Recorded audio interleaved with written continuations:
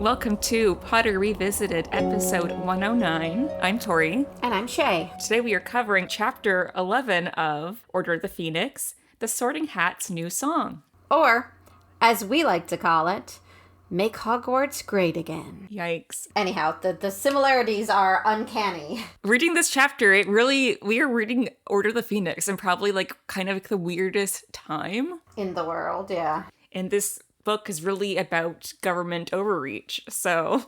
Yeah. What a time. Yeah, the poignance of it is hilarious.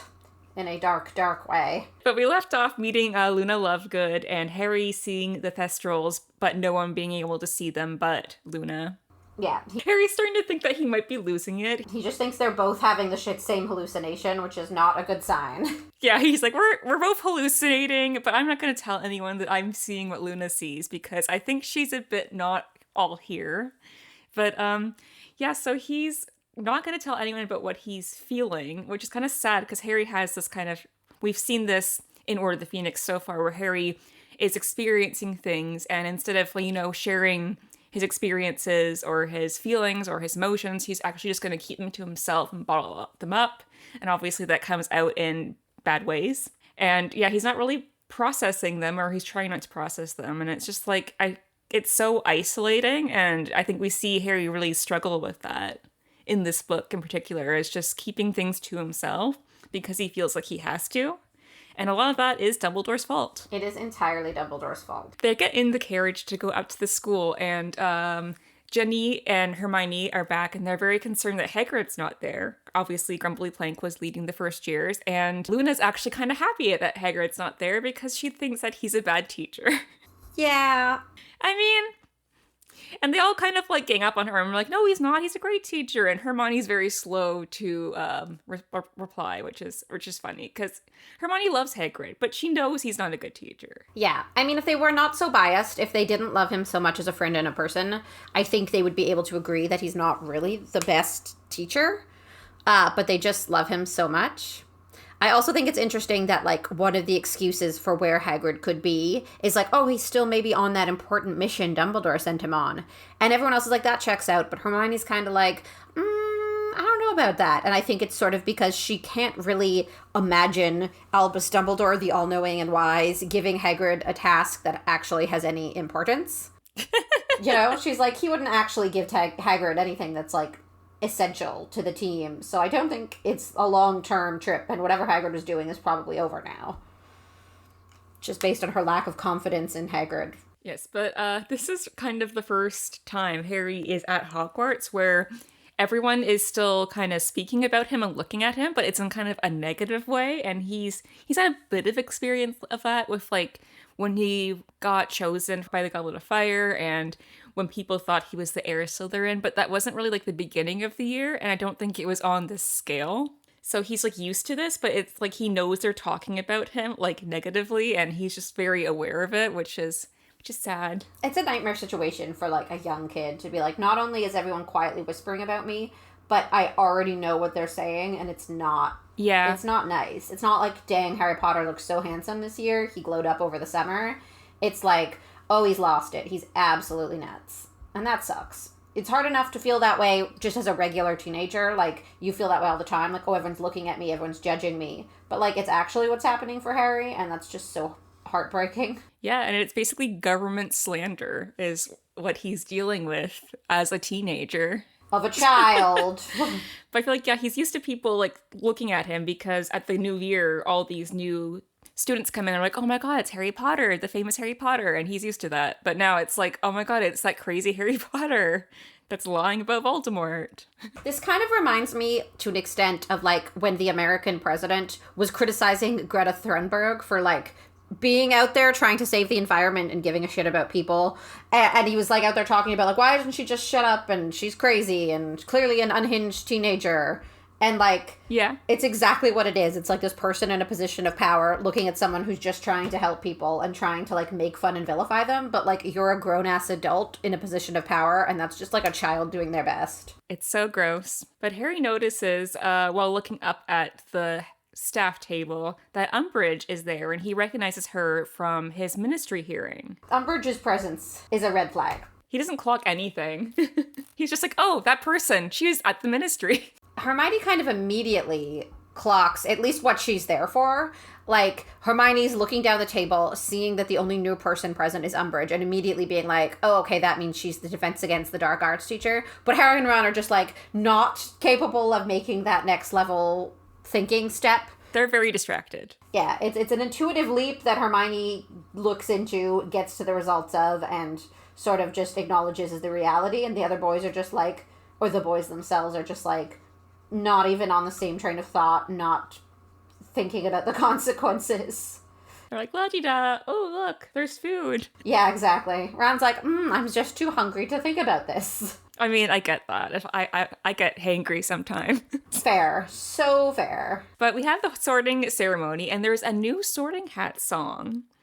And it's very, I think, appropriate for the time that they're in, which is very, I think, shocking to the kids seeing this, because usually the Hat sings about, here's all the different houses and what kind of traits that they inspire and look for in their students. And the Hat sings, and it's more about, he speaks firstly about friendships failing and how the differences pull people apart. And it seems like the founders had issues about who was truly in charge and just how egos kind of like ruined what they had going on. Mm-hmm. Sorting Hat acknowledges that sorting children is wrong, which I thought was very, very interesting. Very brave of him. Because we spoke about that, I think, in one of our first episodes. We talked about how sorting children's kind of messed up. So it's seeing the Hat acknowledge that he probably shouldn't be sorting them as children, or maybe even at all, might not be right, is interesting. Especially considering that's his, one job. His only job is to sort the children, and he's like, actually, my job is dumb and we shouldn't be doing it. Fire me. He's like, I don't think I should morally be doing this. I think this is actually bad, but I'm doing it anyway because that's what I'm made for. I'm just a hat. The Hat also ends with a warning that Hogwarts is in danger. Basically the song Cassandra by Taylor Swift. Yeah. It's like, this is me warning you, shit's gonna get bad. Should have heeded the warning. I also kind of hate, though, that, this time he sings the song, the defining traits he gives to Slytherin is just, they're purebloods. And I just hate this version for us as Slytherins. I know that is one of the things Slytherin himself sought out in students, but it's supposed to be defined on, the personality traits, like ambition and cunning, which are good things to have. There's nothing wrong with those. And we know there are lots of kids in Slytherin who are not purebloods, so it's pretty gross that the Hat chooses... I get that he wants to highlight that someone was kind of villainous in the leaders and wanted to create division, but I think he needs to, be respectful of the fact that there are some nice non-purebloods in Slytherin House that are just, completely being ignored as people, and it's kind of brutal. Yeah, I feel like this time the Hat was not really focusing on the traits like in previous years because usually he highlights, Slytherin's about ambitions and, cleverness and, cunning. All the kind of the traits, but here he's highlighting the differences that kind of tore the founders apart and how this is what Slytherin wanted. He preferred students that were of, pure descent or whatever bullshit, and Gryffindor wanted this and Hufflepuff wanted that, and I feel like he's just really highlighting the differences and how that kind of almost destroyed Hogwarts, and here it's happening again, and he's like, don't make these mistakes. I'm warning you, it's not going to be good. I also feel kind of bad that he literally flat out just says, and the Hufflepuff takes the rest. Whoever's left, Hufflepuff will take them. Jesus, yeah. And, there's a nicer way to say, she accepts everyone, and it's about friendship and, there are nicer ways of putting it than just, and the leftovers went to Hufflepuff, which is, a stereotype people have in the Harry Potter fandom. Yeah. And I think it's not entirely true, but the Hat is full on just saying, Slytherin's the house for, racism. Sorry if you're in that house and you're not racist. Sucks to be you. Hufflepuff's the house for leftovers. Sorry if you want to feel good about yourself, but you're just what's left. Congratulations on not being cunning or brave or smart. Yeah, because I feel like Hufflepuff, it kind of reminded me of, I was pretty, I had pretty low self-esteem, I think, as a kid, and I just feel like I didn't have any strengths. So reading the books, I'm like, I'd be in Hufflepuff because I just really have nothing interesting about me. I have nothing to give. I have no strengths. I have no cool traits. I am just there. Which is just sad because no house should be you're just the leftovers. Sorry. I also kind of love that the hat is kind of just flat out saying, yep, Voldemort's back. I'm not, he's not flat out saying Voldemort's back, but he's saying, shit's getting real, things are getting worse, the bad stuff is happening. And it's probably good, like, Harry doesn't sort of take it the way he takes it later on when, like, Neville says, yo, I believe you and I'm on your side. But basically the hat's saying, yo, I believe you and I'm on your side. Yeah. And, like, that's really nice to see the hat, like, taking a stance on something that is, even though the truth should be controversial, is being shown as controversial. Like, he's not an apolitical entity. He's totally a cognitive being who has, like, personality and opinions and stances on things. And it's nice to be reminded of, like, how sort of fully fleshed out a character that is an object can be. Like, that's really nice. Yeah, because I think Hermione asks, nearly headless Nick is kind of hanging out with them. And she asks if the hat's ever given warnings before. And apparently he has, if he feels the school's in danger, as he feels that's, like, his role is to, protect the school. That's what he was made for the school. So he has to protect the school. And he figures, or Nick assumes that he picks up things from Dumbledore's office, just being around Dumbledore and what Dumbledore's talking about, so... Yeah, I bet Dumbledore forgets there's a sentient hat in there and talks shit all the time. Just put the hat in the staff room, and then it's just like, okay, what does Dumbledore think about Snape? Like, later on when, like, Dumbledore asks Harry about him and Hermione, like, so you and Hermione, eh? And Harry's like, what? No. I feel like Dumbledore is that gossipy person, and he's probably constantly, like, trying to get information and, like, shit-talking people, and the hat just, like, absorbs it all, and that's why it has such attitude. Yeah, but Ron also kind of picks a fight with nearly headless Nick, and I'm just like, what's the point of this, Ron? Behave yourself, Weasley. It's just not cool. I also, though, I relate to Ron here in that I also eat potatoes pretty indecently. Yeah, that's true. I'm like, yeah, that checks out. Like, that's literally how I rate my friends' weddings, based on how good the potatoes were. So... It's a good rating system. Shout out to my friend Cassidy, still the current leader. But Dumbledore begins his opening speech to all the children, and it is so scandalous because Umbridge interrupts Dumbledore at, like, mid-speech, and everyone's just like, what the hell's going on here? No one interrupts Dumbledore. I hate her, and I specifically hate her little hem. I'm like, oh. Like, the nail on a chalkboard of human is her. She's just... Yeah. Yes, but her speech is just basically a bunch of bullshit, but she kind of puts, like, important things, like, in the middle, like Hermione says later. And it's pretty terrible. And a warning. It's honestly so classically political. She's like, we're going to undo a bunch of changes that I don't like, and we're going to add a bunch of changes that I do like, and we will not be delving into which things fall under which category. It's big, like, she's gonna make Hogwarts great again energy. Like, she wants to undo the acceptance and the social progress and, like, the friendship between the houses and kids actually bonding based on, like, shared interests and not, like, their heritage. She wants to bring back the division. She wants to revert to that past version where people sort of blindly followed the government and were just full-on racist. Like, she's just trying to bring that back and acting like those were the good days. But she's doing it here in a way that, like, if you don't have any context of who she is, you don't really know where she stands. But that's where she stands, and it's really gross to be... Yeah, you gotta think, like, for the Muggle-born students coming in, and, like, here's someone then that works for the government, but's now gonna be a teacher, and she's telling you, like, oh, they're just gonna do some fixes. Like, you have no context for, like, what's going on. You're like, yeah, sure. You know what? There are things that can be fixed at Hogwarts. That's fair. Like, maybe students shouldn't almost die every year or actually die. That could be cool. Yeah, that'd be nice. Maybe we should let the parents, get letters home once in a while when something important happens at the school. Maybe we should, not almost die playing a sport on a regular basis. I feel like that's bad for business. We should not be, like, manipulating the children into solving weird geopolitical, like, evil villain issues. They're children. Yeah. So they're like, there's a chance there's kids out there, genuinely wonderful Hogwarts students who are thinking, like, finally, a real adult who's going to look out for our well-being.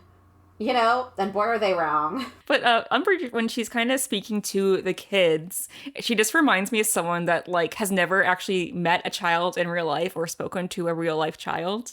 Yeah. Like, the age group for these school children is, like, 11 to 17. So, like, older children. And she speaks like she's speaking to, like, a 2-year-old that can't, like, comprehend, like, life yet. It's horrendously condescending. Yeah, comes off condescending, like, you guys are idiots, and speaking very slowly and making sure you understand and can hear me and are paying attention to me. And it's like, we are 11. Like, literally 11. And then she also mentions, like, I hope we all can be really good friends. And it's like, children should not be friends of adults, Umbridge. Like, as a teacher, that's a really big red flag. Yeah, Hagrid. Sorry. I mean, that's also true, but Hagrid's like a weird anomaly. It feels weird coming in from the government, being like, we're going to change Hogwarts for the better, but also I want you to be my friend and tell me things. And it's like, well, that's kind of weird. I don't think that students should be friends with their teachers. I don't either. On the record, I think that's shady. Yeah, children should not be friends with adults. You can be a trusted adult that they look up to and can trust with important things, but you should not be their friend. That's a different scenario. Because they are kids, and you should not have enough in common. Yeah. There's a weird power dynamic there. It should not be, boundaries. Yeah, that should not be happening. But we kind of leave off with Hermione telling Harry and Ron that basically the Ministry is going to be interfering at Hogwarts. Dun dun dun. Government interference. Yeah, so that's going to be fun to dive into.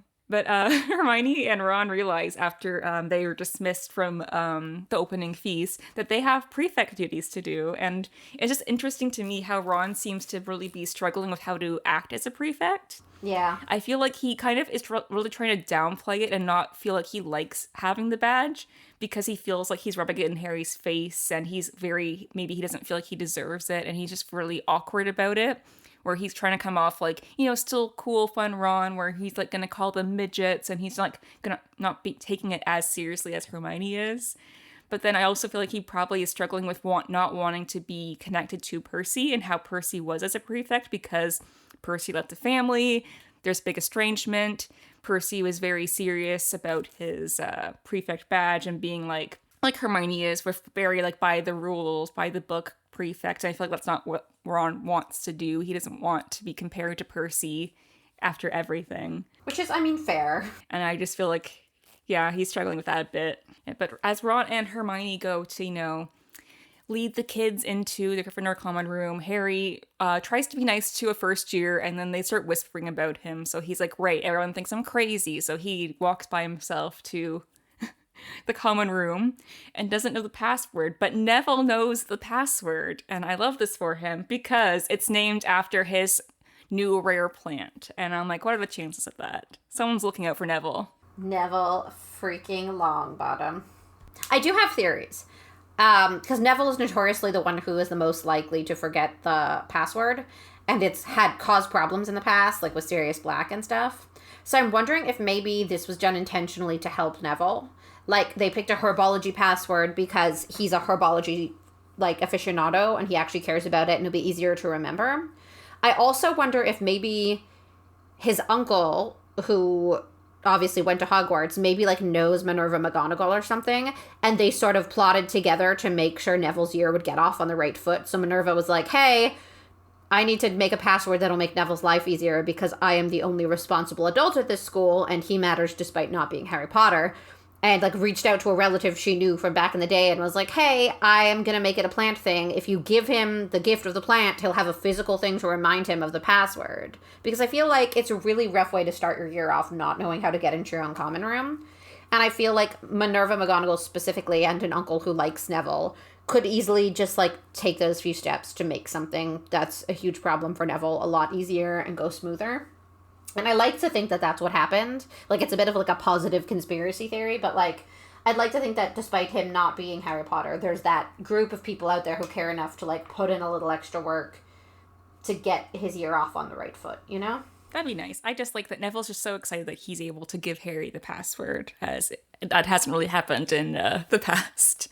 But Harry is, I guess, kind of done with people staring at him, whispering about him. So he's just going to go straight to his dormitory, and Dean and Seamus are there as Ron's still doing prefect stuff with Hermione. And Seamus reveals that his mother seems to have bought the whole Daily Prophet and the government saying that Harry and Dumbledore are crazy.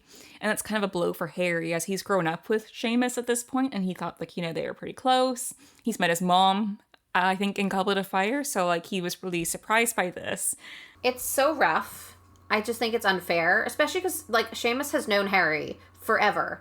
And, like, at 15, you've sort of developed a sense of self. You have friends you like that maybe your parents don't like, but you're friends with them anyway because you know them well. And, like, just because your parents believe something, whether it be politically or socially, at 15, you're old enough to, like, not just believe what your parents tell you and be like, it's great that, like, my parents have different beliefs or whatever. Like, it doesn't mean that I have to have those beliefs. Just because mom and dad vote whatever conservative doesn't mean I can't be more of a liberal. Like, I'm old enough to make my own choices. And it really kind of offends me that, like, Seamus just, like, absorbs whatever his parents pass to him despite having a lot more information on, like, Harry than they do. For Seamus's part, like, Harry does acknowledge that it is kind of hard because basically at the end of the year, Harry came out of the Triwizard Tournament with Cedric's body. Dumbledore just told them, oh, Voldemort's back, Cedric's dead, and don't bother Harry. And then they went home for the summer, and then the Ministry's actually being like, actually, Dumbledore's lying. This isn't what happened. That was an accident. And so I think Seamus isn't really sure what to believe, but he's trying to fish for information from Harry. But Harry's just really combative because he's just been, like, he's just gone through so much, and he doesn't want to tell people about the trauma of, like, losing Cedric and everything, and, like... Yeah. And Seamus comes from it from a hostile place of like, oh, my mom didn't want me here because of you. If he was just like, hey, Harry, we hear a lot of things, but like we know you. Like, can you let us know enough just so that like it's easier for me to like fight off what my mom is trying to convince me? Like, there's better ways to do it. To come from, oh, my mom didn't want me to be here because of you is so hostile and the wrong way to actually get information out of Harry. Yeah, I feel like they both came from it from a hostile place where Seamus is like, yeah, my mom didn't want me to come here because of you. She thinks you're crazy. By the way, can you tell me what happened when Cedric died? And Harry's just like so sick of people, just like staring at him, whispering about him, just wanting to know things about like this traumatic event that he went through, that he's over it. Yeah, he's like, my trauma is actually not here for your entertainment, so either trust me because you know me or get out of my face. He doesn't owe Seamus that. I think the most interesting thing that was revealed was that when he sees Dean, and Dean's like, I'm not getting in the middle of this because his parents are muggles. Dean says that his parents don't know what happened because he won't tell them what happened. So I thought that was interesting that Hogwarts, I guess, just not tell parents what happens. I feel like death of a student is a pretty big thing. Yeah. I interpreted what Dean said as different. I didn't interpret it as him saying, I'm not getting into this. I interpreted it as him, like, knowing that after Seamus had said, basically, I'm not on your side because of my mother. The way Dean said, well, my parents are Muggle-born, so they don't even, like, he's letting Harry know to me in sort of a not as openly supportive as Neville way, but just like, my parents aren't pushing me to believe anything because they don't read the newspapers, they don't know what's going on, and I'm not stupid enough to tell my parents that someone just died here, which is hilarious and accurate, but also, like, I really do feel like that's the kind of thing that they should be sending letters home to parents about. Like, it's Hogwarts, so we should expect the worst. But, like, I remember, like, if a kid had head lice at our school growing up, you would get a letter home, like, a kid at the school has head lice, we'll be doing head lice checks, check your kid. And this is, like, someone died. It's so horrendously negligent to just, like, have the parents of Muggle-born kids have no idea what's going on in their kids' lives and no idea about the dangers. The magical kids their parents will know because they just read the Daily Prophet. They, like, know things that happen because that's their world. But, like, the Muggle parents are so, like, cut off from their kids. So unless their kids tell them, oh, by the way, someone died in class today, like, how are they gonna know? I'm on board with Dean in, like, the teenage sense of being like, I'm not stupid enough to tell them, so they don't know, which, like, I love and respect as, like, a proper teenage solution to the problem. But I am not on board with the actual norm at Hogwarts of just letting this whole group of the student body's parents have no idea what's happening. Like, I really think they have a right to know. Like, they sent out letters about the Triwizard Tournament being like, fun, exciting tournament for the kids. They should have also sent out, oopsies, someone died at the fun, exciting tournament for the kids. Yeah, it's kind of crazy. It's one of the, like, things you don't notice that has to do with the bias against Muggle-borns and people without magical parents. And you don't think about it because, like, you think all the good guys totally love everyone equally and support that. But, like, there's these institutional norms that just go completely unnoticed like that, where it's like they're absolutely putting Muggle-born children's parents at a disadvantage for looking out for their kids' well-being by just not thinking they need to know everything and excluding them from all this. Like, it's pretty horrendously negligent. Yeah, it's kind of crazy that they have these kids for like most of the year and their parents can't even see the school, not even like really know where the school is. They might get some letters somehow, like they don't really know what their kids are learning or can't really discuss like, their lessons or anything with them, and it's just like they're really isolated from their kids. Yeah. Yes, but Harry is pretty grumpy. Him and Seamus almost get into like a duel, I guess, until, Ron comes in and it's just like if you're gonna pick a fight with Harry, you're gonna pick a fight with me and I'm a prefect, so... Also, I bet Ron Weasley can throw down. Oh yeah, we've seen Ron throw down. I don't think Harry Potter's fist fighting is very accurate, but Ron could, like, fuck you up. Ron's, like, gotten into, like, toughs with, like, Malfoy, I think, like, in...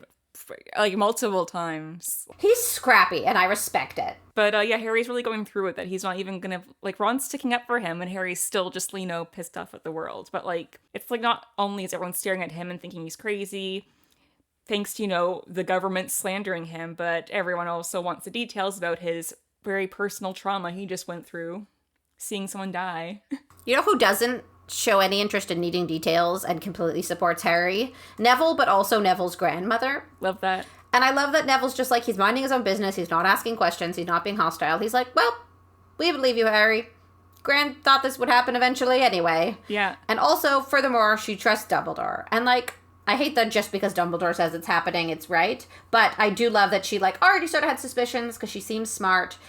And I feel like Neville, even though he is not... like, has a difficult relationship with his grandmother, if she'd been on the other side, I think Neville still would have been, like, maybe not tell his grandmother he believes Harry, but he would have come to school and believed Harry and told Harry that, But it's nice to know that his grandmother is also on the right side of it. Well, I feel like she was personally affected by Voldemort. Like, she lost, like, her son and daughter-in-law and, like, basically upended her life because then she had to raise her grandson. So I feel like she's personally affected by it. So she kind of can see...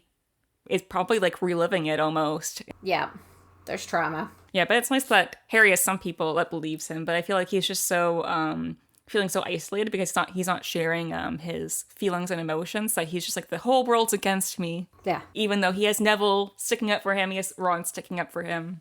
Hermione's there too, obviously, but it's hard, especially being 15 too, where you feel like the whole world is against you anyway. Yeah, it's tough for poor Harry to be in this situation. It's tough that Dumbledore's doing nothing to make it easier for Harry when he's one of the people that could actually step in and make it easier. Yeah. It's pretty garbage, the whole situation that Harry is in. And it's only gonna get worse because Umbridge is here and she's not gonna make Hogwarts great again. Yeah. Yeah, but do you have any final remarks on this chapter before we wrap up? I love Dean Thomas. He's brilliant. He's correct. Mm-hmm.